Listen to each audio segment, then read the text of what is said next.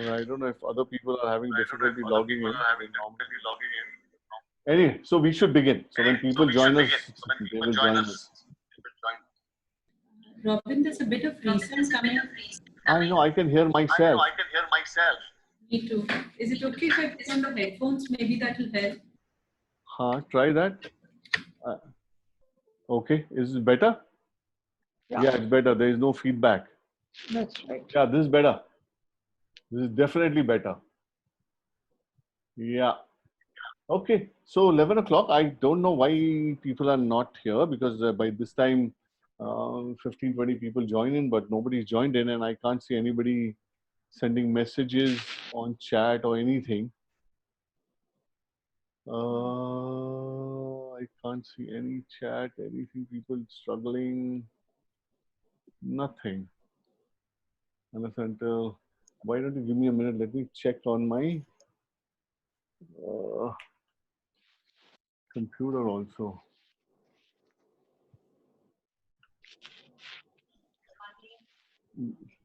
Leela, you have my phone, na? Yeah, let me see. It will otherwise tell me some people are waiting to join.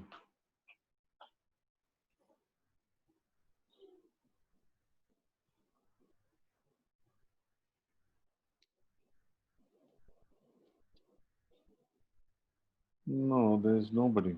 Okay. Okay, so we can begin anyway. There's somebody who joined. Good morning. Good morning, Robin. Padmasini. There's Padmasini who joined. Padmasini, welcome. Okay, so we are going to begin.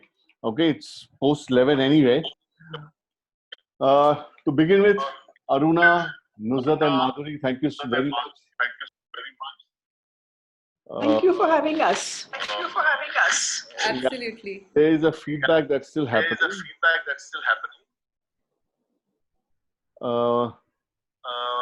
Yeah, maybe we should put the sound on this and put this on mute.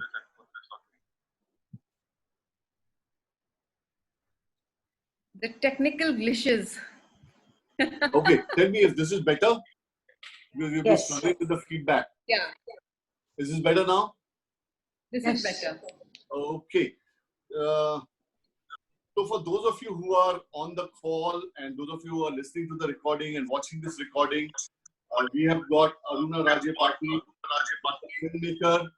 Then we have Nasreen, who's Vice President and Principal Consultant with Scope Business Consulting, and Madhuri, who's a writer. Aruna and Madhuri, they are both writers. Aruna has written a book titled Freedom, My Story. Is that right, Aruna? That's right.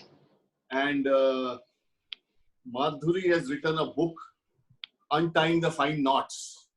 And very soon we'll have Nuzhat also hopefully publishing a book, though she is now taken an interest in writing after meeting both of you, Aruna and Madhuri. She said, "Oh, both of them are writers, I should also become a writer." It's just a natural progression towards that.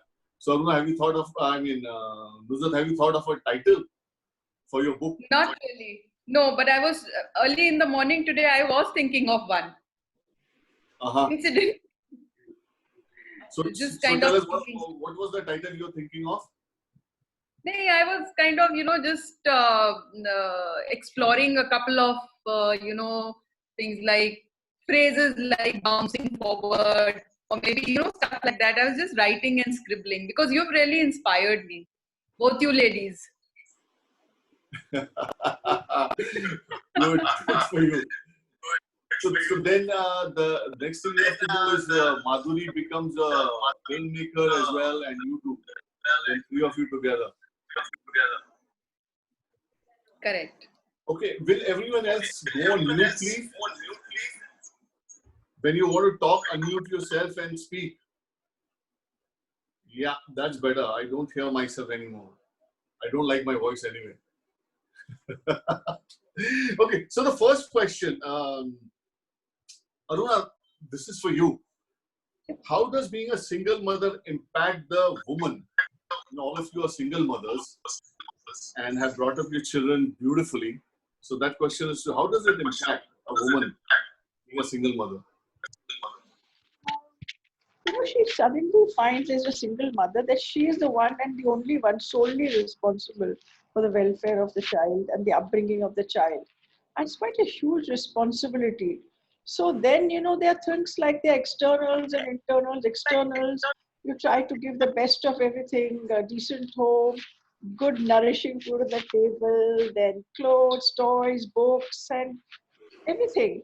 And then you have to actually, what's critical is listening to their conversations and the peer pressure that might be around for them. Now, that's a more difficult one. And you have to be, you don't spy on your children, but you have to be a friend then, and understand what's going on with them so they can have the freedom to share. And then Right. as they're growing up, you have very tricky topics like sex, and in my case of my son, girls, and all these kind of things. And if you're not able to be open with the kids, it's very, very difficult. Otherwise, they're living in a different world and we live in a different world. And today, there's so much explosion of information on the net, on the phone, everywhere. So you have to be with them. If you can't be in sync with them, it's a lot of distance. So, you're all the time in a way, you have to be alert. Mm. You have to be listening very, very carefully. And that's what I find, kind of, you have to raise the bar every time. Don't you? So that's like, and it impacts you. You have to be really, like on the field when you're playing a game, like if you're playing football, you cannot look away for a second, or even if you're playing cricket, you can't. You're all the time on the court, morning, noon, and night. And basically, it takes everything you have to bring up your child as a single mother. And sometimes family and society help. Sometimes there's a lot more like, sometimes some families, they're able to do kind of babysitting and mentoring the child, and especially grandparents or sisters or others. But in my case, my mother was in Bangalore, so I didn't want to be with her. I didn't want to pack up because I'm a filmmaker. I needed to be in Mumbai, and so I chose to stay on. But I knew my mother was covering my back. I didn't have to, anything I needed, I knew she was there, but I had chosen to struggle on my own. So the thing is, you have to give it everything you got, and that impacts you as a woman way beyond what you thought you could do. Mm. Okay. Nuzat, building on what Aruna said, as a single mother, uh, does the family and society help?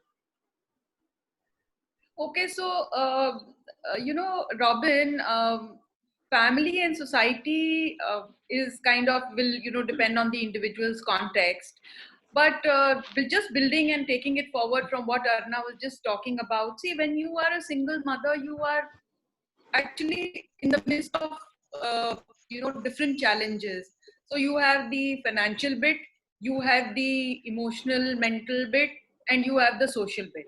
Now the family and the society can actually contribute in all of these three.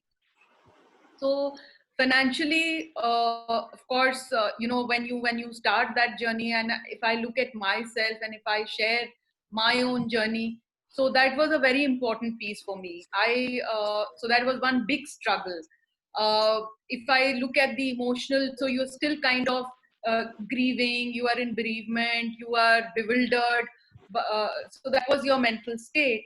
And if you look at the social bit, you are constantly being judged for the fact that you are in a space like this, and you probably leave behind a whole set of friends, a whole bit of your own circle, which probably now you need to rebuild all of that. So in all these three contexts, of course, really don't know about the society, but the family definitely plays an important role. And for me, my family stood like a pillar of strength, and they kind of unconditionally supported me. And as far as the society is concerned, Robin, you are you will be judged. Um I don't know about so much about Aruna and Madhuri, what they would want to say here, but definitely, you know, things like बहुत तेज है तो ऐसे ही होना था, you know, she why couldn't she kind of be in the space that she was and things like that. And so all that struggle is there. So you know, your workplace support, your friends support, your family support really matters a lot, really matters a lot. Hmm. Okay. Yeah, I've seen whether you are still in a marriage or you are single, support is always required. I guess for a single Absolutely. person, support is a lot more. Okay. Madhuri, as a single mother, what has you struggled with? We have heard a little from Aruna and from Akshat till now. I completely agree with them. The physical stretch by itself is not the biggest problem. It's a problem we face as working mothers within a family too, within a marriage. So once I came out, the physical stretch of having to deal with things wasn't the biggest issue, although it does stretch you. I would put society at the last, all for a different reason. I agree with Nuzat, but I'd put it at the last because it's a personal growth that I had to have in terms of ignoring what others might say, what others might have in terms of expectations from me or from my daughter. That I had this terror that I would make mistakes because I'm this sole decision maker here. I was consulting people, but the fear that I would make a mistake by her was huge. Particularly, I mean, one specific thing was when we were doing her college admissions, which is a small example.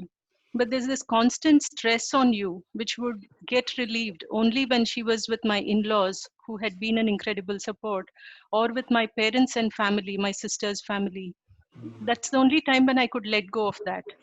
All the other times, it's this constant thing on your head that she's there, she's there, she's there. Uh, that taking as a single person is something you need to get come to terms with. As she was entering her teens, my daughter, when I came out, unlike Aruna, I can't say that I've been the best of. Madhuri, just hold on. Can everybody else go on mute, please? Yeah. So I haven't been the best of mothers. There's still somebody who's. Yeah. Wait, hold on. Let me see if I can mute everybody. Where does that happen?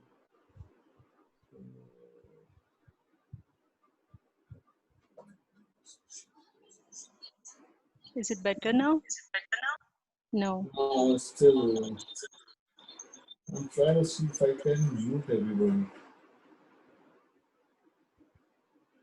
I don't think that's the issue. There may be feedback from her mic itself. If she's using both the speaker and the mic, there will be the feedback. Actually, there's no speaker. So far, it was fine. Suddenly. Yeah, it's better now. Better? Okay. Yeah. Yeah. So I must say that I had expectations out of my daughter in terms of academics, and that pulled me in a different direction. That's one thing which I really regret at this point in time. It's happening again, Madhuri. Arunji, can you mute yours? Yeah, better? Oh, yeah, it is. Let me just check. There was this thing where you can mute everybody. What was that? So while Robin figures that since it's better, the only regret I had was that I was a little more sorted at that time than I am the way I am now. I put a lot of pressure on her during her 11th, 12th, even the 10th, which I completely regret. And there are other smaller regrets, and they are part of the game, and you learn with it.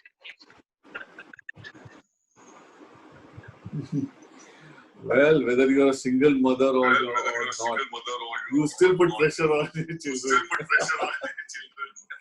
No, in this particular case, what happens is. Oh my God.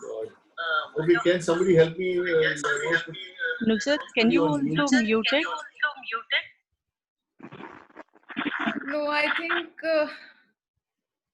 Akshay, if you're there, how do I mute everybody? Right click on, go to the participant list, right click on them and mute them. Participant.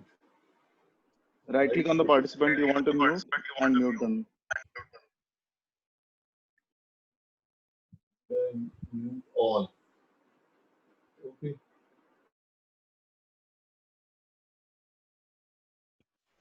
Yeah, is that okay? Can you hear Robin? Much better. Thank you. Thanks, Akshay. yeah. So in this particular case, what happens is the child herself or himself is going through issues. They are coming into terms with a lot of things and putting certain avoidable pressures is not the greatest thing to do at that point in time for them. That's the difference.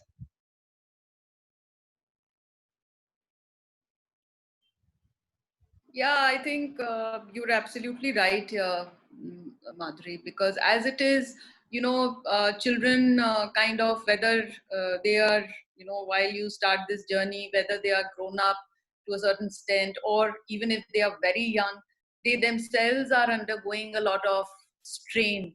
And it can be very exhausting and very, very stretching for them if we, put pressures like this on them at that point in time. I think I totally appreciate that part.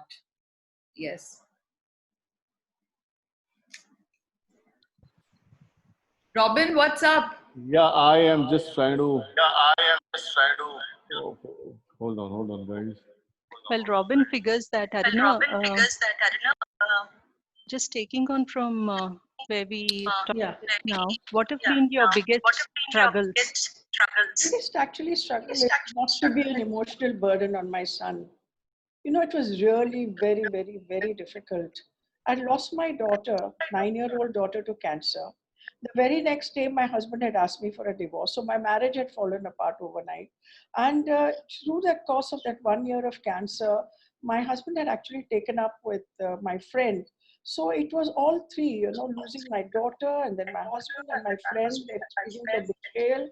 It was very, very difficult. And I had said no to the divorce initially, but then there was so much pressure and I had to agree to the divorce a little late, much later. But my whole thing was I could do everything for my son, but how could I give him a happy mother? It was the most difficult because I used to be such a sad person.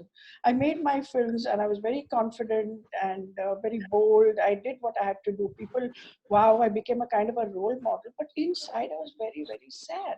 And that was, you know, but one of the things I did, actually, when all this happened, I was so devastated. I tried to end my life, didn't work. So I took myself to went to a psychiatrist friend of mine and said, what should I do? I don't know what to do. I can't live. I can't die. What do I do?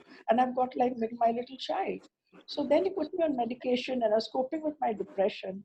And that period was the hardest until I learned to get beyond my depression and keep working and let all that go and forgive whoever and move on, and that became possible. That really became possible, and to actually transform myself to be a happy woman, happy person.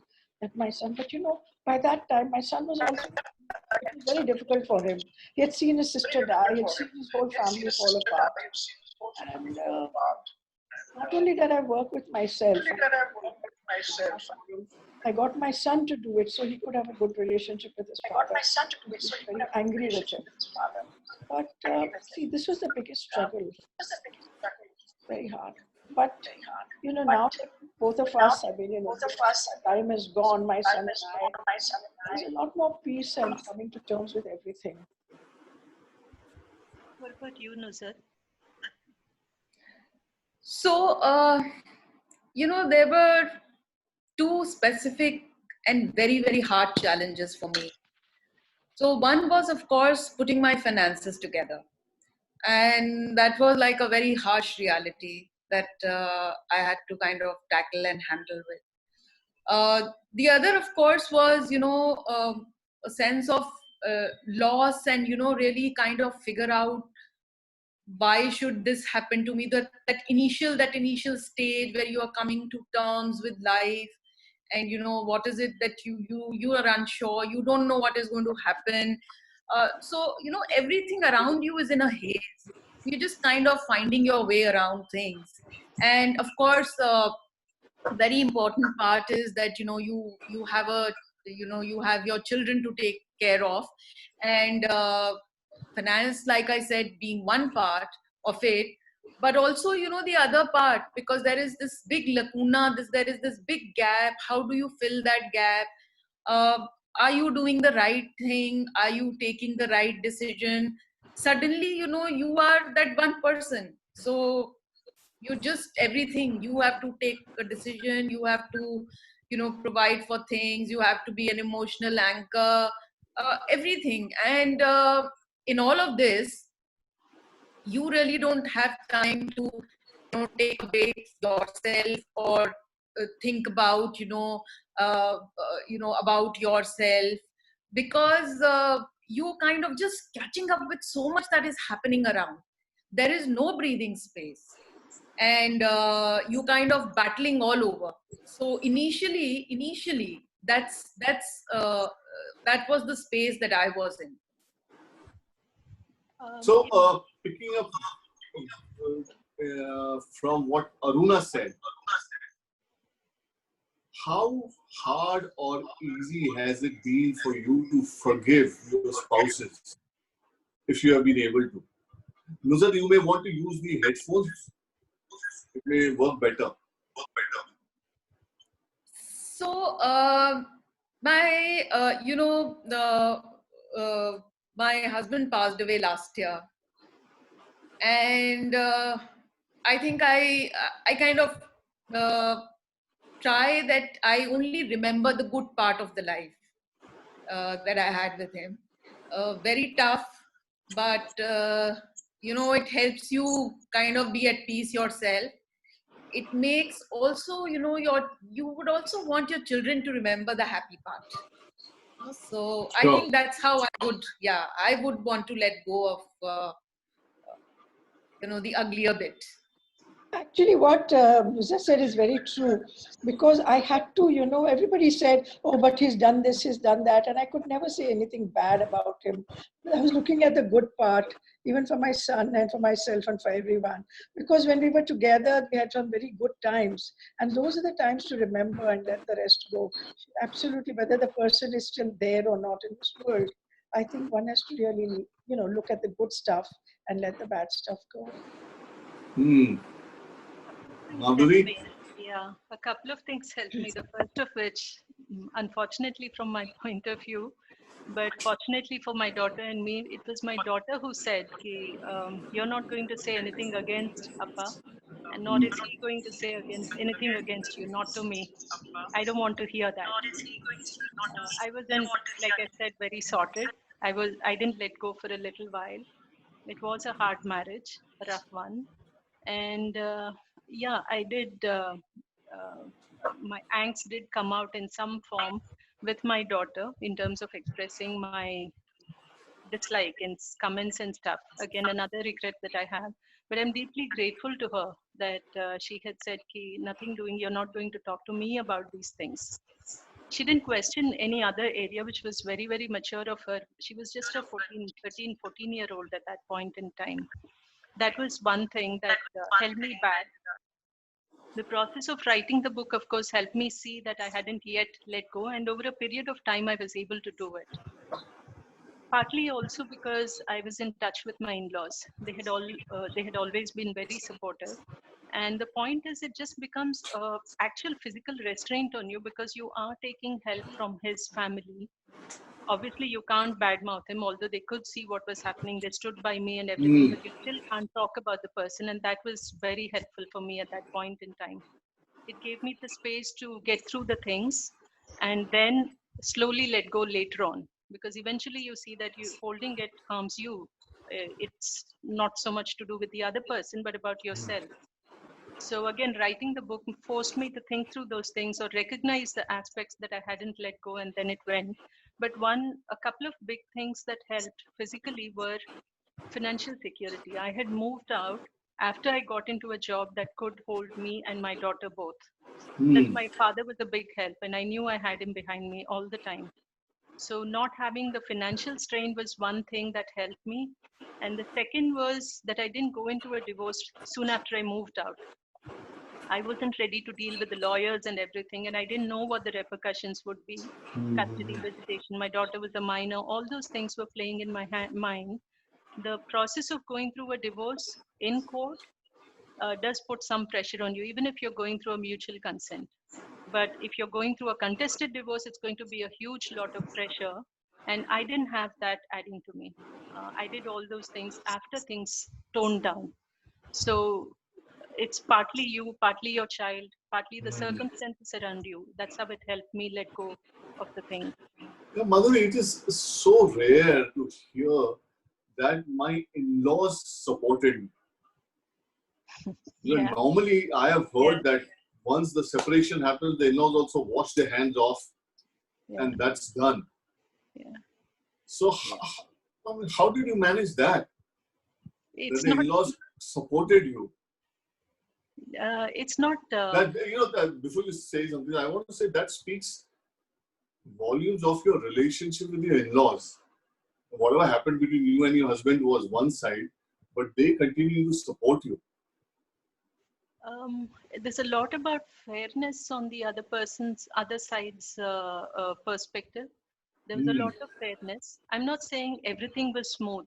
I did have my usual in-law issues to a certain level. All of Yes, us face yes. that because we are two different families coming from different circumstances, expectations, and all. So I'm not saying that everything was 100% perfect. But the most incredible thing was that all of them, without exception, stood behind me saying, "We are with you." And it's because of them that I was able to stay in the place that I'm staying in, continue to stay here, and my daughter got continued stability in that form. She may Hmm. have had a distance from her father, but the family was all there. And eventually, Yeah. you do realize, I hope, that the family is as important as the mother or the father for the child in terms of Yes. giving Yes. stability. So it's not so much what I did, but more about what both of us did.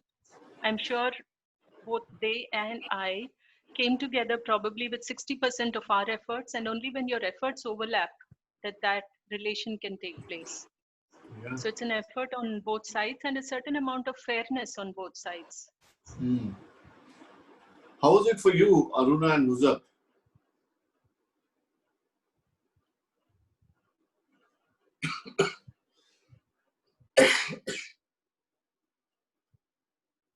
You will have to unmute. Yeah, I've No done that. problem. Well, it wasn't easy for me at all because when I got married, first of all, he was the only son, and I got the son after so many years. And my mother-in-law welcomed me initially. She said, "You're my Lakshmi, and you're like my daughter, and all that." But when it came to the crunch, she just dropped me like a hot potato. When her son got involved with someone else, I was certainly a persona non grata, not wanted in the house. And it was like I had to leave. I mean, and all they were interested in was my son. So from time to time, I had the custody of my son through our understanding between my husband and myself. And they all wanted to see the child, but otherwise, there was no support of any kind and no warmth, except there were a couple of people from that family. When you get married, you embrace the entire family, the entire khandan, all the Yes. cousins, the grandfather, the grandparents, the brothers, sisters, everyone becomes your family. And there were people from that family who had very good relations with me and a lot of warmth. But coming to my in-laws, the mother-in-law and so on, it was very difficult. They just like I could be dead for all they cared. Hmm. It was hard. Hmm. So, Robin, in fact, Yes, ma'am. this is one thing that I have not been able to kind of let go of, and I'm trying to. And that's, the connection that I would have liked my children to have with their father's family. And very similar to what just Aruna shared. So, they dropped us like hot potato. Till date, they are not in touch, and that's my one regret that I have, especially for my children. Yeah. Right. Tough. You completely get that. So, Mother, picking up on what you had said that you packed your bags and left the house. Now, is it true that in most of the cases, it is the wife who leaves the house with the kid or the kids? And is that so in India or across the globe? I would not know across the globe, but I seem to have read somewhere that it's usually the woman who's initially asked for the separation. Um, I would be hard put to say that it is a fact, but I do remember reading the statistics somewhere. The thing is that this is my theory, so anybody can contest it. The theory is that the woman is in a more vulnerable position in marriages, and it is a researched piece of item that a marriage benefits the man more than the woman. In such a scenario, and when things, when we cross a threshold, or when something really harmful and something that's bad in your interests happens, today we are in a position to move out because either the family supports us or we are able to stand financially on our own, which is a very critical thing. And then we are ready to make the move. You can see in our own families, aunts who stayed back because they didn't have anywhere to go. We are no longer in that vulnerable position, so we are ready to separate. And if it's our decision to separate, if it's harmful, certainly you'll be the person to move out, which is, I was in an unsafe place. So for me to feel safe and to keep my daughter safe, we had to move out. You could not wait for the person to move or come to a decision on the house. In the other cases, yeah, the person who wants the separation is likely to want the distance and probably moves out. That's the way I look at it. What do you think, Nusrat? Yeah, so I think, Madhuri, I would ditto what you've just said, for the fact Nuzat, that you. Nuzat, can you use um, the hands free? Because this way your Uh, voice is echoing. Do you have that? The earphones and the mic? I don't have it handy. I don't Okay, have it handy. okay, go ahead. Is it unclear? Yeah, it's Am even when am you're I not not speaking. clear? No, you're clear. It's just that there's a little echo, and when you stop speaking, just go immediately on mute. Okay, let me try and kind of. Meanwhile, I'll continue to share. Yeah, please go ahead. So, like Madhuri is saying, most of the time it is the woman who is in a vulnerable position, due to, it could be due to, probably the house doesn't belong to her, or financially she's more, kind of dependent on the husband or the spouse, or she's the one who's seeking to kind of walk out. So these are the two reasons, and often she may not even walk out. She at times, there have been situations where she might be asked to leave also. So there are situations, and the way things pan out for you, that you are asked to leave, something like Most of what the happened in my case. So I mean, it all depends actually.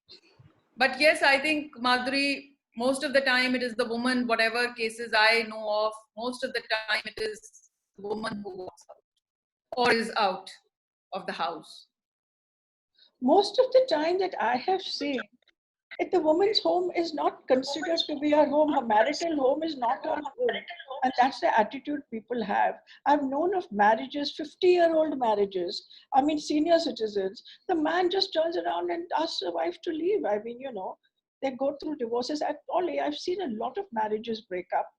And eventually it's like, oh, but this you're the outsider. So the problem is the woman, unfortunately, remains the outsider most of the time.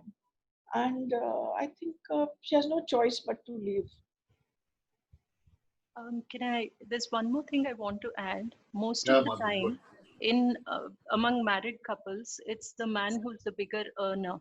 The women's earnings are much less, and the house that they purchase, or which they are in the process of repaying the loan, is of an expense that meets the man's salary, and doesn't always meet the woman's salary, even if she's working.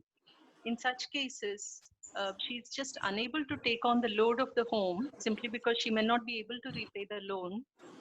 Secondly, if she is in a position where she needs the alimony, where she chooses to take the alimony, which is rightfully hers, she would rather use that money to run her expenses, probably look for a smaller home than this big home, which is more in the context of the balance that they have within the marriage.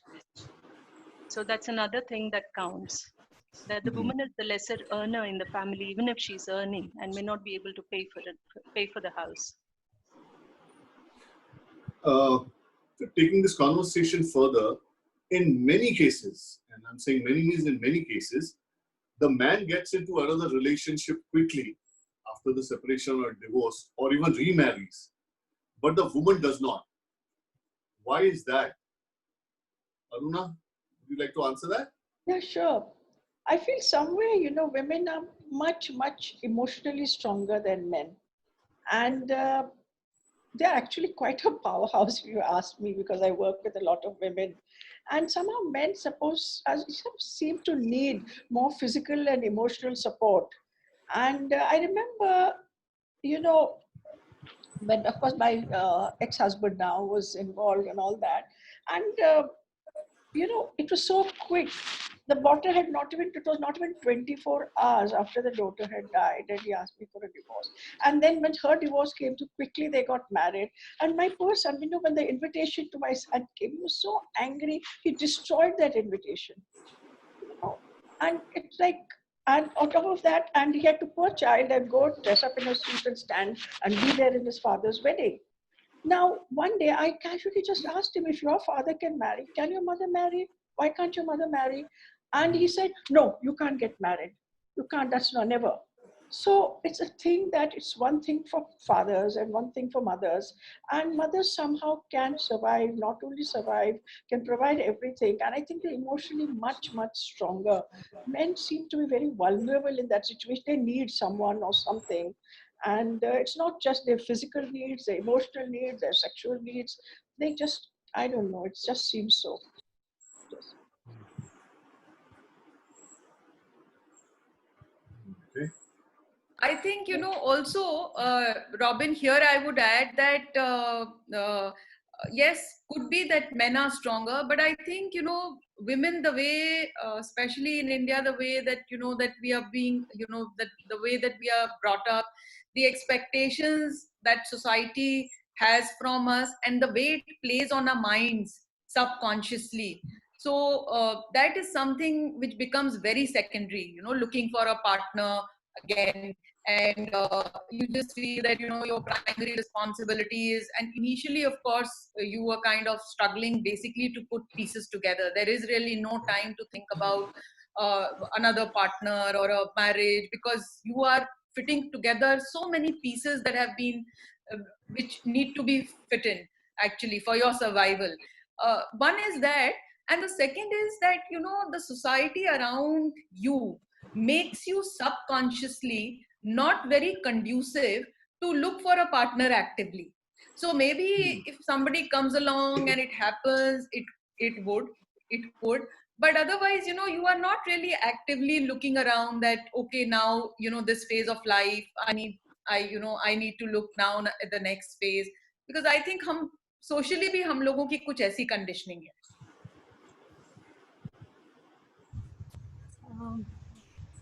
Yes, Madhuri. Very valid, both of them. I'll just add to that. As the primary child custody is primarily given to the mother, and that takes a whole lot of physical and mental space, and in terms of time you don't have the space.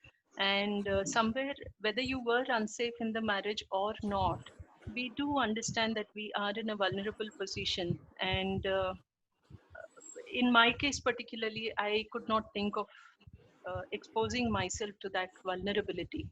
So the act of marrying, which a cousin did tell me, a very close cousin told me, that you are young enough, you probably should go ahead and do it, is just something that I could not get my head around. And basically because you don't want to leave yourself vulnerable to that. More than yourself, you don't want to leave your daughter or son vulnerable to what may happen in the second marriage. And statistics, the second marriage's success rate isn't any higher than the first marriages. So once bitten, twice shy, but in a more deeper, meaningful manner. The thing is, yeah, we are emotionally self-sufficient. We do have a range of family and friends with whom we are comfortable to talk, and that gives a lot of emotional resilience. I would not Nuzat, say the Nuzat, will you resilience. go on mute? Yeah. Resilience. Yeah. Okay. And the thing is, once you come out, Robin, we start doing everything ourselves. We're taking the big decisions, which earlier, which was in partnership, but as a lesser partner. That's the truth for most families. You come out and you're doing the home load, you're doing the outside load, you're doing your office work. Eventually, you realize that the decisions you're taking are working fine. Yeah, you do make some mistakes, and that's part of the game. And things are working, and you feel complete, you know. So you're a complete person. Then do you really need that person next to you, getting used to another human being right next to you within your home, sharing your space? Do you really need that? So at 40 or 50, it just doesn't seem necessary. I know a lot of family members also told me, what about your old age? You need somebody. And that didn't make sense. The load was so much higher when I was within the marriage. And I think that's true for many women. There's the inside home and outside home load that we take. And right now, it's only the load that I choose to take. And I don't want to give up on that. I can focus on my work. I can do the work, type of work, the way I want to. So, in all what the three of you said, I can hear the women are strong emotionally. So, this question is kind of, you've already answered, but let me ask you anyway. That how do you continue to be confident, competent, and caring? How do you maintain the balance? Should I take start? Yeah, sure. Okay. So when you All say three of you how are do you all three of you are emotionally stable, more than that, emotionally strong, financially independent. You really don't need any man in your life. So that's why I want to know, how do you continue to be so competent, caring? I'll take the first second yeah, so I'll take the second question first. How do you Okay. maintain the balance? Right. So just on the lighter note, actually there is no balance, to be honest. So but that's just a lighter note thing. When you say how do you maintain your balance, it's all about choosing your battles wisely, because there is a lot that you need to do. There are things that you will need to trade off, which as it is working mothers do, but as a single parent you definitely will be doing a lot more. There are then of course, just to be kind to yourself, you will also need to overcome the guilt factor that you continually harbor in yourself. And I would like to share one Nuzat, just incident before you go ahead, about why did you, Nuzat, just hold on. You said be kind to yourself. Why would you say that? I'm sorry. You said be kind to yourself. Be kind to yourself in the Yes. sense that you don't keep feeling guilty. मैंने ये नहीं कर पाई, मैं ये ऐसे करना था. And in fact उसी के continuation में वो I'm तो going to आप share. ही उसको डिसाइड करते हो ना, मुझको ऐसे करना है, फिर बाद में उसी के बारे में गिल्ट भी होता है. Okay, I got it. I got it. So and so about 3 days back, both my girls were talking to each other, and the younger one said that, oh, you remember that play that I was in? And the elder one said, oh yeah, you were really good, Namira, and you did a great job. And I was just overhearing them, and I said, yeah, Namira, you were really good. And she looked at me and she said, Mom, you were not even there when I did that play, when I was. And I wasn't. He said, no, you were not. So, these kind of things happen all along. There will be, things that you will have to give up. there'll be a whole lot of times where you'll feel so guilty and so awful, but you really don't have a choice. And probably, you just need to have a conversation and share this with your children. I mean, I remember I was I was traveling for work, and my whole drawing room and living room got flooded with water because there was one, I think, space or something, and I felt so helpless. So but those are things that happen, and you just have to take it in your stride. And you have to, how do you do that is by building a support system around you. That is important. So friends, family, even, so for example, I have a very good this thing with my, like, my office boy, some close friends, my family. So that is really, really required, because you just cannot handle it on your own. You need people around you who will support you when you need them to be, because you are just a one man army. So now the second part, that how do you continue to be confident and Competent. uh, okay, caring and things like that. So you just it's not about trying to be something else, but you just need to be yourself and look at things in the right perspective. uh, and like I said here, being kind to yourself also, not being, I haven't been able to do it. Look at what you are doing, and your children will understand. And of course, you at times you'll have to explain to them, but most children are very reasonable. And if you talk to them like an adult, they understand that you yourself are kind of trying your best, and they are seeing you. And probably that is what they will take with them, and they will admire you for, rather than looking at what you are not doing. Because I am more concerned about what my children are thinking about me, or what, how do they perceive me, rather than being bothered at what the world is saying about me. So I would look at it like this. What do both of you say, Aruna and Madhuri? I want to particularly say about something about being kind to yourself. That's a thing I say all the time, even now after so many years. I mean, because you are a one-man army, as you said, and you're doing everything. And there are days I said, I actually say this. I talk to myself in the mirror sometimes. And say, darling, be kind to yourself. And there are days when I said Sundays and things like that. I'm not going to work. This might be kind to yourself day or time or my time and things like that. But the thing is, you have to pull out all the stops. You're all the time. You see, the point is, because it is your focus. What's most important to you? Your child. So in given that, that's the most important thing when you're doing everything to bring up your child well. I think just you actually become a superwoman. You don't even realize that.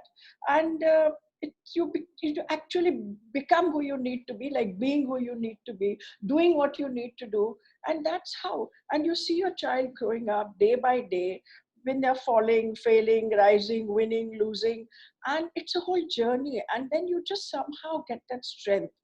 And about being confident, competent, and caring, I think anybody who's been a mother, I think maturity, it just would come naturally, because that's who a woman becomes. From a girl to a woman to a mother, I think that something changes for you. And competent, confident, caring, or if it's your child in question, yes, you generate all of that. I think it just comes. I've seen all kinds of women, all kinds of mothers all over the country traveling so much.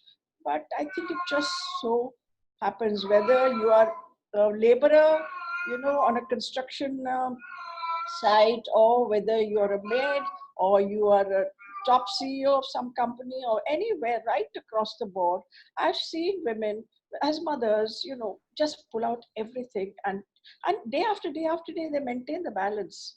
And they continue to be confident, competent, caring. Sometimes I really, when I talk to my maid also, I find that this is amazing, absolutely amazing. So I think So is it time now to say to coin a new word called one woman army instead of saying a one man army all the time? Yes, yes, yes. Single Because mothers are a woman yeah, army. one woman army. The thing is, we are so used to saying one man army, one man army. Maybe you got to start saying one woman army. Yes. Uh, Single mothers are super women. They're extraordinary. I just say that. Yeah, yeah, no doubt. I have seen it in my family, and hats off to them. Robin, just Yes, about the Madhuri. use of the word army, I think it's so in the yin and yang kind of thing. In the male aggressive form, the one man and army have become sort of unified.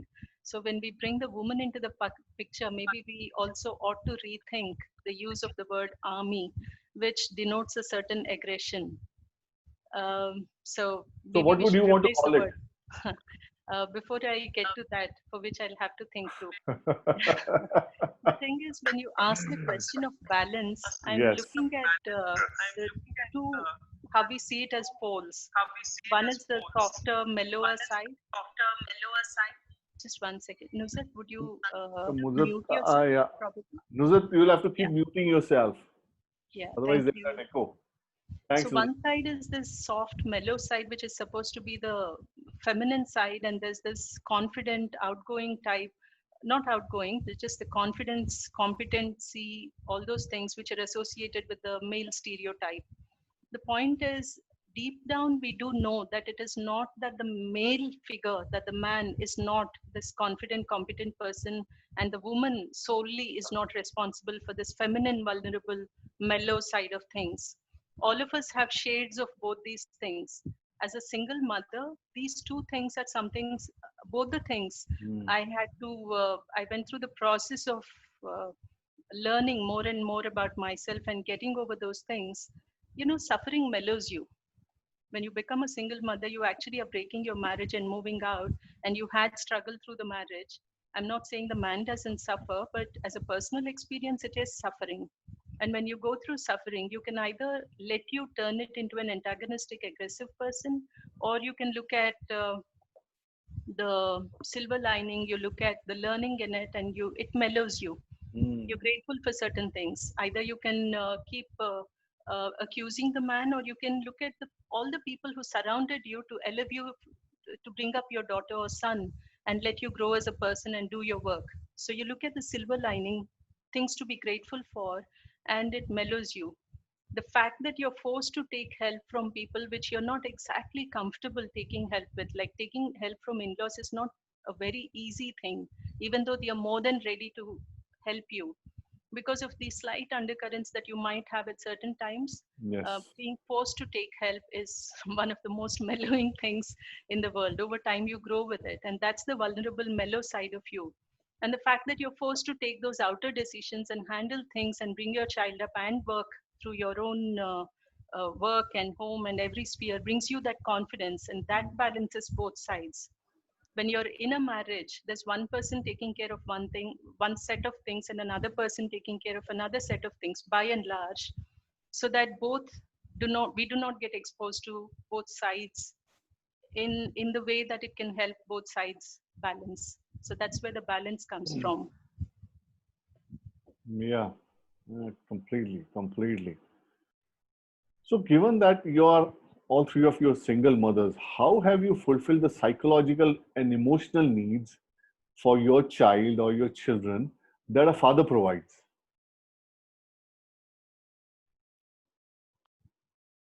Any one of you can take Um, that. so, Robin, I would never look at, look at it in blocks like this, that, this part a mother is supposed to take care of, and this part a father is supposed to take care of. Uh, but it's more like, looking at how is it that I can be uh, uh, there for my child in the best possible way. So it could be emotional, or it could be any other aspect. It could be basically a simple thing like, spending time and just being with them. Now, you don't have a partner with whom you can divide responsibilities. And as a human being, you also cannot take up both parts, you know, in the best possible way. So like I earlier also said, one has to understand that, you know, there will be trade-offs, and one has to be as transparent in communication with them as possible.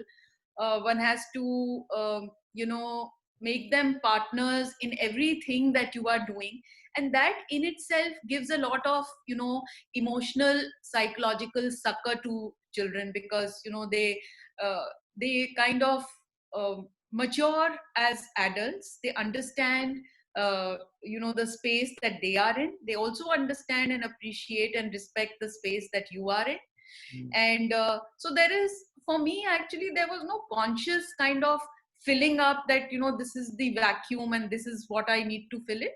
But it was more of being you know, in a wholesome, in a positive way, you know, seeking out opportunities where, you know, you spend more time with each other. Let me put it in actionables: more communication, more time spent, maybe even confrontation, you know, at times, sharing, you know, what is troubling me. um, and at times, you know, it does happen that you are kind of, you know, in the heat of the moment, you are taking out your angst, because ultimately you are, you know, you are carrying a lot of stuff with you, and you are working, and you have this you know, a whole lot of set of responsibilities at work, at home, and all of that. So I think a lot of transparency in communication, treating your children as adults, making them a partner in everything that you do, tends to fill up a lot of that emotional and psychological space that we can say, you know, the vacuum that is there, not to the best of extent, but to the best possible extent, I would say. Okay. Got it. Anything for you, Madhuri and Aruna? I think I'll take this. You know, I also come up from a broken home, so to say. You know, they call it broken home for whatever reasons. Now, my parents separated when I was about 15 or something growing up. And one thing I realized, you know, that, you know, a father, it's like a traditional thing, but a father provides what a father provides. And I realized when I ended up being a single mother that I may be the best mother in the world, but I can't be father. Because growing up, I missed my father. And every time, you know, every man I met, even the man I married, I was always looking for a father figure. These kind of things have some impact on you. It's like, you know, there is no way you can actually replace a father. You can try your best to fill in all the things. So, you know, when people told me after my divorce, don't send your son to the father, or just send him as per, you know, according to your clauses in your divorce agreement. I said, no, I mean, I can't be father. I let him go and be with his father as much as he wants, or as much as they want him to come. So I tried to keep that happening. But, you know, in spite of that, I'd like to just add that my son's relationship with his father was not good at all, because, you know, but at the same time, I didn't want him to feel, oh, my mother kept me away from my father. So anyway, I thought, you know, the boy needed his father, so I would send him. And finally, I had to actually get him to do the landmark for him so he could have a better relationship with his father. So that allowed that completion. And today, you know, he's more comfortable. He's okay with both of us.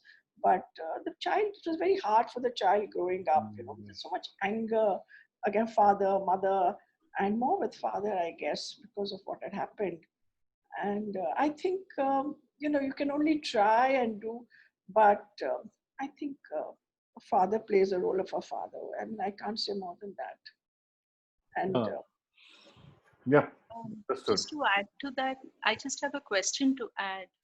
I agree with Nusrat and Aruna. The question is this: our sense of our frame of reality is based on what we see around us, and what we see around us is a two-parent family, which is the norm. And we take our sense of whether we have something or not based on this frame that we are born to. And India, 95% marriages stay together, even today probably, which is slowly going down, but that forms the frame of reality for us. I wonder if this frame were different, if children would feel the same sense of loss. What I'm saying is, is it possible, just as a question, for a person to fulfill the needs that a child has, both the feminine side and the masculine side? And is the angst coming from the fact that we have a frame with which we constantly compare? All the people around us have two parents, so I should have two parents, or my child should have two parents. But that's more a question of something that we do not have insight into at this point in time. But for the child's own sake, if they can sense that my sense of reality and my expectation or desire is also based on this reality, and go deep down and ask themselves, is it possible to be happy without this? Is a good place to start the process of letting go.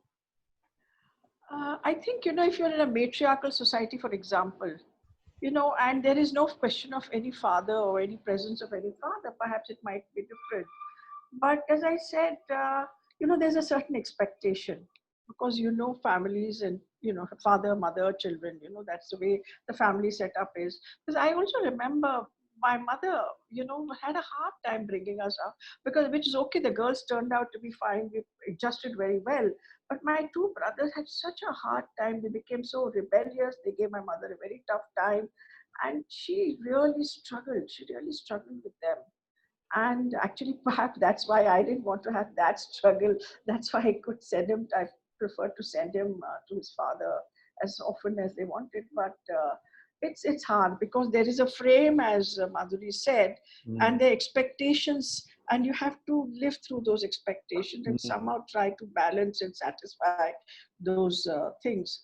But if there was like, no question of father, I mean, you just mother is like a matriarchal thing, matrilineal society, then you probably, not even know, like, it wouldn't matter perhaps so much. Yeah, in India, it's a patriarchal society, not so much a matriarchal that's right. society. That is why, if it was matriarchal, you probably not even miss that. In Kerala, it's matriarchal. Used to be. And also in the Northeast and all many parts. But, yeah, Northeast, yes. So that question would, I think, best be answered by the children themselves, whether their psychological and emotional needs were fulfilled. So we'll leave it at that one. So building on that question itself is, how tough or easy is it for a child in a single mother home? I mean, you would have had some answers to that if your children have shared that with you. I don't know. Should I start? Yeah, anybody. Yeah. How tough or easy is it for the child or the children in a single mother home? So, Robin, I won't say that, a single mother home, tough or easy, but there are certain facts that continue. Now, it could be because of the frame that we live in, or it could be the patriarchal society, or it could be the way our families are structured. But yes, there are certain things that a child, of course, they are in a certain space. And so I'm just sharing my experience, and I mean, obviously Madhuri and Aruna will add on to this. But then the first thing is that, if you look at the financial part, now you have one earning member, and that looks at the finance bit. So for example, now my daughter goes for education, to a university abroad or whatever.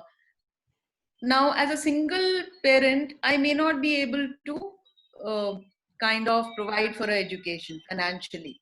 So she may have to take a loan, or then work for it or whatever.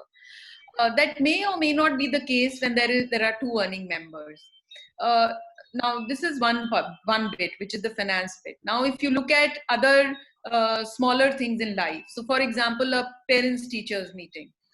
Now, if I am a working mother and I have a very hectic workspace, and when I come back, I'm also looking at the home bit, which was actually, the toto, that work which was divided between two human beings. You are the one who's taking care of everything, paying the bills, working, looking at your children, also maintaining social commitments, and all of that is in your kitty. So when you are back home, and I have faced it, I have felt very lost when I have heard parents, and very also guilty at times when I hear parents talking about attending each and every single PTA. I may have missed out on many. Knowing what the textbook, each chapter looks like and talks of, I was at a loss, and I assure you, it didn't give me a good feeling at all. So, and I'm sure, when my children would, now I'm looking at it from their context. Now, if they look back and my mom was not there for 100% of the PTAs. I was, doing all my back home, preparing for my exams, etc., by myself. She was not up. All she knew was that, okay, I have this test, I have this exam, and how am I doing? And that was all. So, in spite of the fact that you do your best to be a part of, as much a part of their lives as possible, there are certain things that you are unable to take on, for the simple fact that you do not have that kind of time, or that physical stretch is not possible, or you cannot be at 3-4 places at one go. So if you're traveling for work, you can't be there for a PTA. So those are things which I'm sure a child does think about at that time. But like I said, conversations, discussions, they are adults. If you explain to them, they do understand. So that's how I would take this one. Okay. Let's hear from Madhuri and Aruna. Three things. One is completely on the parent side, both father, mother. The second thing is between the parent and the child. And the third is entirely on the child side. Speaking of the parent side of things, if the dynamic between the separated parents is aggressive, with a lot of tussle and trouble in between them, the children do get caught in that tussle, and that's very tough for the child. And that's entirely in both parents' hands. The second is, what is your equation with the child, mother's equation with the child and the father's equation with the child. If those two are balanced, it's so much smoother for the child. And there is a reciprocal feel to it, but still a lot of it depends on how the parents, as adults, because they are adults, how they respond to the child and his or her needs.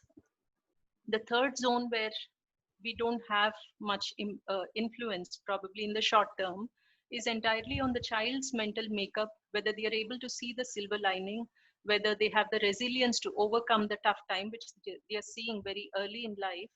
And many children do see tough times in early stages. There could be other issues other than separated or a broken home. And that's entirely in the child's zone. So it is these three things which decide whether it's easy or tough for the child. Yes. True. Aruna, anything for you? Yeah, no, the child learns to adapt. I think it's difficult, but the child learns to adapt because he can't have it all. And he learns, basically. Just adapts. He has to survive. So he learns to survive. Well, that brings me to the last question that I have before it's open to everybody else on this call. The last question that I have is, how has being a single parent shaped you? Oh, I think, it has made me stronger. You won't believe it. Infinitely more capable. and 100% reliable, whatever I take on or do.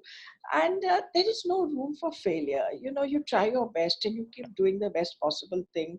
And when it comes to a child, there is not much space for failure. And if you're always concerned, am I doing the right thing? Is it right? Is it okay? The guilt, everything, but there is no space for failure. You may actually fail in many ways, but in where you're coming from, you can't fail. I remember, sometimes you are faced with such difficult things. When I say infinitely stronger and capable, I remember this situation when my son was about 17 years old, and he asked me, "Mom, how much do you earn?" I said, "I don't know, because I'm a freelancing filmmaker. And some years I earn more, there's bigger jobs, better jobs, sometimes the smaller jobs, smaller films." I said, "I don't know, only the same. No, no, tell me how much you earn." And he kept on pressuring me. I said, "Baba, I really don't know how much I earn. Tell me what you want." And then after a little persuasion, he said, "I want to go to Switzerland to study." I said, "Done." And for a moment, he was just shocked. He said, "Do you know how much it costs?" I said, "No, I have no idea." I really had no clue how much a 3-year education in Switzerland would cost. But I said, "You will go." And I moved heaven and earth. I'm telling you, I managed the finances. I worked like a bloody dog. I worked day and night. I did everything possible. And I sent him to Switzerland. Now, normal situation, I don't think I'd have pulled myself out so much to do all that. But that's why I said infinitely more capable, powerful. Also, at the same time, you become more compassionate. You understand the little things and the little cribbings and the little stuff and the details. And so it's like you become, it really, now you can conquer the world. You can do anything. It's that kind of a very, very empowering feeling when you keep crossing these hurdles every time. It's like it just makes you grow and expand. I think that's what it was for me. That's really, really nice. Yes, Honestly, Madhuri. Aruna said it. I don't have anything to add to it except that I'm infinitely grateful for the softness it can bring into you and the confidence that it brings you. Those are the two things that I really value. Nuzat? So I think Aruna and Madhuri have, both of them, I would echo what they are saying. You just kind of, it's an instinct for survival, and that is the strongest instinct any human being has. You know that you don't have a choice, and you have to make it happen for your children and for yourself. So you definitely, in this entire thing, you come out to be much stronger, uh, much more resilient, much more capable of handling adversity of any kind. So many insights on yourself, life. You become mindful of a lot of things. You tend to become more compassionate, empathetic, and non-judgmental once you've kind of witnessed, or you've been a journey like this on your own. So I think it's absolutely, it adds on a lot to your own being. Absolutely. Wow. That's why I said at the beginning, 3 really powerful, strong women we are going to talk to today. Okay, so all the rest of the participants, if you have been wanting to ask a question to the 3 super women here, please unmute yourself and go ahead.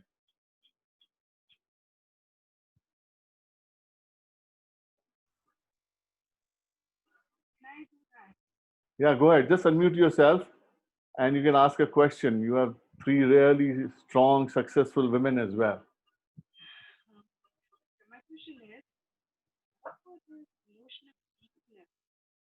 Yeah, you'll have to unmute yourself. I know I can see the chats. If you can unmute and you want to say something to them, communicate something to them, do that. If there's a question you have to ask, please do that.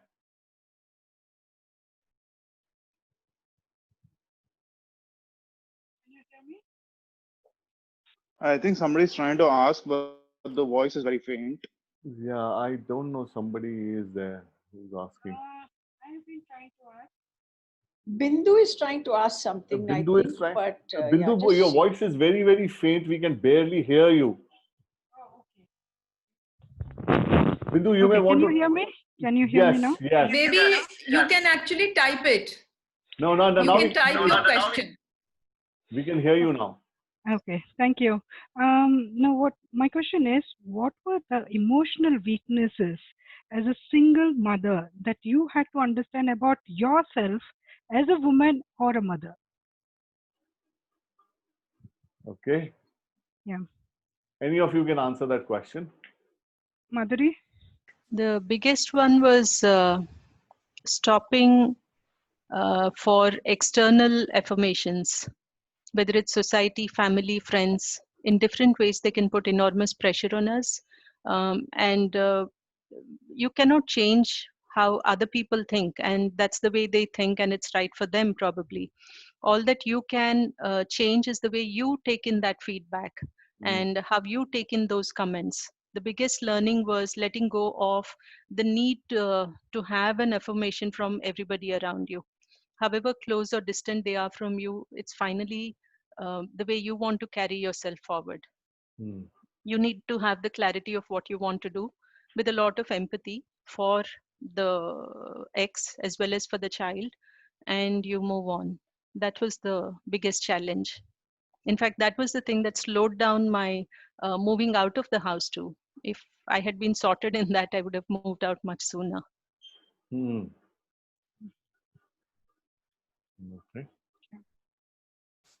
Does that answer your question? Yes, it does. It does. But okay. Yeah, thank you, There's Madhuri. somebody else who's wanting to ask a question. Go ahead, please. Hello. Hello. Yeah, we can hear you. Go ahead, please. Yeah. So, Mike, I really admire the way these three ladies have shared their life, and I am hats off to them for their sharing. And my mother, who's been single now for like 40 years, really liked their honest sharing, and she appreciates them too. She's 80 years old. Wow. Thank you. Yeah. I'm really touched by their sharing. Thank you so much. Yeah. I really wish you all a very awesome journey in life and lot of joy and serenity in your life. God bless you. Thank you so much on behalf Thank of you. everyone. Thank you. Just one thing I wanted to add, that one doesn't have to become a single mother to figure out these learnings. A person can be within the marriage and do those, and I hope it's an example for others too, not just single mothers or fathers. I agree with you, Madhuri. The people who also have a spouse have their own set of challenges, and sometimes they can be very difficult, and you cannot even express yourself. You just go about it silently. Yes. Yeah.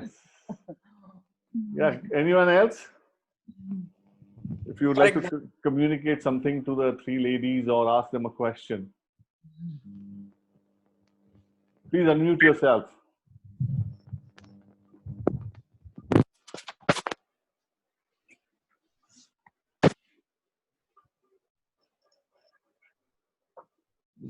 Just to add, a lot of times we forget the fact that within a marriage, a child sometimes has a single parent.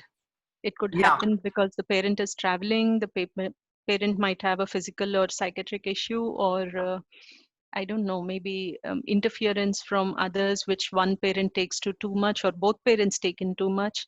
So even within marriages, children do have sometimes a single parent or a less of a parent issue. And some of these things are probably valid there too. Yeah, that's very true what Madhuri is saying, because I've heard a lot of women, married women, still within the marriage, saying, oh, I'm like a single parent, it's like a single mother. And that's very true for whatever reasons. Many times, women are like, especially when it comes to a child, completely become responsible. Yeah, because women, you could be single for two reasons. Either you're separated or you have lost your spouse.